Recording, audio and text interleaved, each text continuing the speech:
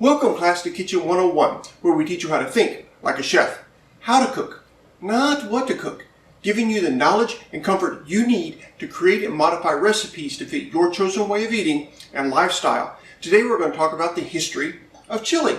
So go ahead and grab yourself a pen, paper, and something to quench the fire, because I'm Professor Kitchen. Class is in session.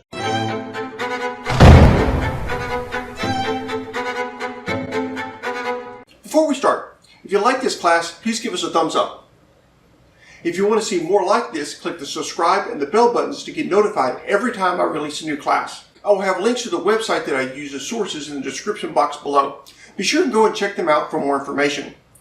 One I found especially interesting was the one from Food Network that featured a clip from the show Good Eats. Alton Brown is the bomb. Now, let's get started. Many dishes have a long and storied history. Knowing this history can help us appreciate the dish and get a better idea of how to properly prepare it. All foods change over time with the introduction of new spices, ingredients, and techniques. However, a dish must remain basically the same to be called that dish. For instance, clam chowder might have white sauce or red sauce and still be clam chowder. However, if you leave out the clams, despite public opinion to the contrary, chili con carne is not a Mexican dish. It is, however, a Mexican-inspired dish. Like all Tex-Mex, of the which chili is the patriarch, chili takes classic Mexican flavors and melds it with the food culture of the gringos. That's Spanish for Yankee. I looked it up. The exact origin of the dish we call chili is shrouded in mystery. Ignoring the fanciful tale of a spiritual blue nun, we do know that there is a group of 16 families that came to Texas from the Canary Islands in 1731. And they set up shop in an area we now know as San Antonio, Texas. Historians say that these families had a spicy stew that is similar to modern chili. In 1828, a Mr. J.C. Clopper made a trip to San Antonio and wrote of the local cuisine. When they have to lay for their meat in the market, a very little is made to suffice for the family. It is generally cut into a kind of hash with nearly as many peppers as there are pieces of meat. This is all stewed together. While the word chili is never mentioned, this is believed to be the first written description of the dish. Around 1850, the first actual chili mix was invented by Texas adventurers and cowboys as a staple for the hard frontier life. These wanderers needed food that would be readily available, easy to fix, and was fairly simple in construction. Chili was the answer. They would pound dried meat, fat, and spices into rectangular bricks they would be able to keep in the chuck wagon.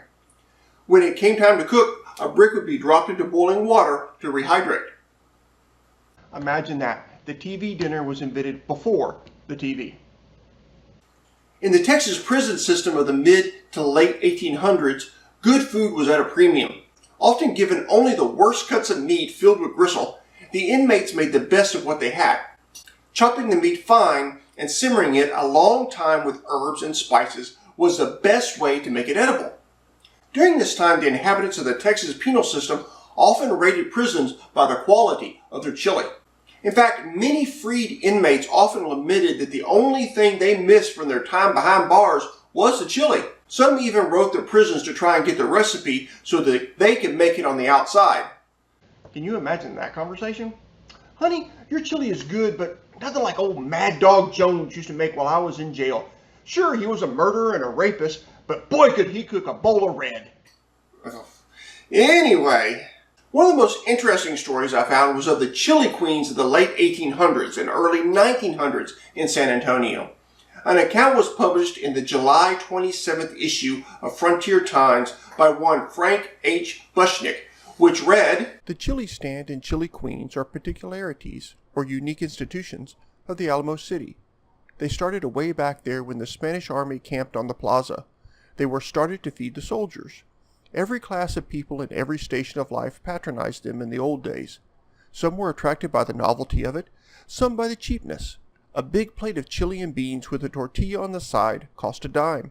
A Mexican bootblack and a silk-hatted tourist would line up and eat side by side, each unconscious or oblivious of the other." In 1937, these chili stands were put out of business by new laws requiring stricter sanitation of all food establishments.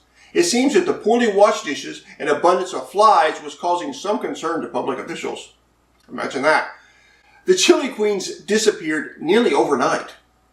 To this day, San Antonio commemorates the history of the Texas state dish and the impact it had on American culture with a Chili Queens cook-off in the spring. I hope you enjoyed that class. A special thanks to my father for suggesting this topic. Do you have any foods that you would like to see a history class on? Let me know down in the comments. Also, remember to check out the links to all my sources in the description. That's all for today. I hope you all have a great week. God bless. Class dismissed.